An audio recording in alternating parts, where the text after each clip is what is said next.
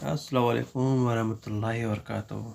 अलराजी का account number खोलने के बाद आपको एटीएम कार्ड कैसे प्रिंट करना है, आइए आप लोगों को मैं दिखाता हूँ। यहाँ पे लिखा हुआ है प्रिंट अलराजी मदर कार्ड।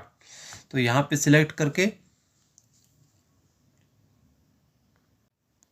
करने के बाद यहाँ पे लिखा हुआ है please enter your national ID और इकामा नंबर। तो हमने यहाँ पे अपना इकामा नंबर लगा लिया है।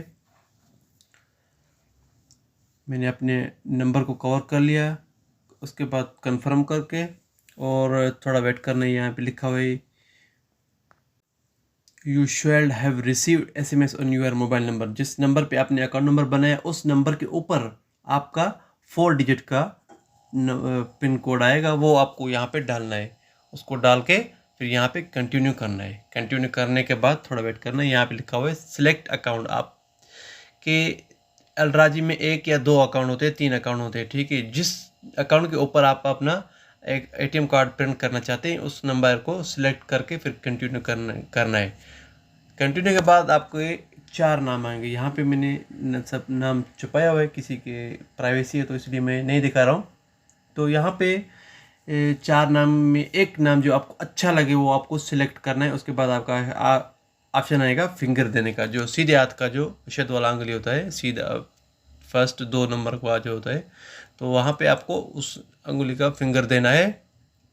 फिर यहाँ पे आपको दिखाएगा कि आपके एटीएम पे प्रिंट का फ़ीस कितना है या नहीं है।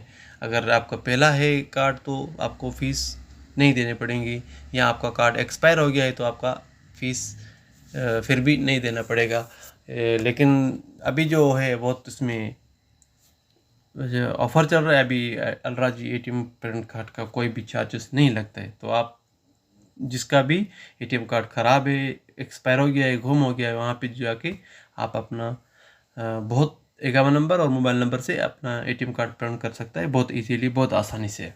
तो यहाँ पे हम सेल्फ मशीन पे आए हैं तो हमने सारा प्रोजेक्ट था हमने वो कर लिया है। अभी यहाँ पे जो परसेंट चल रहे हैं ये 1 से 100 तक परसेंट जब चलते हैं तो 1 से 100% चलने तक हमारा एटीएम कार्ड प्रिंट होके बाहर निकल के आ जाता है। तो बहुत इजी है कार्ड निकालना एटीएम मशीन सेल्फ मशीन से।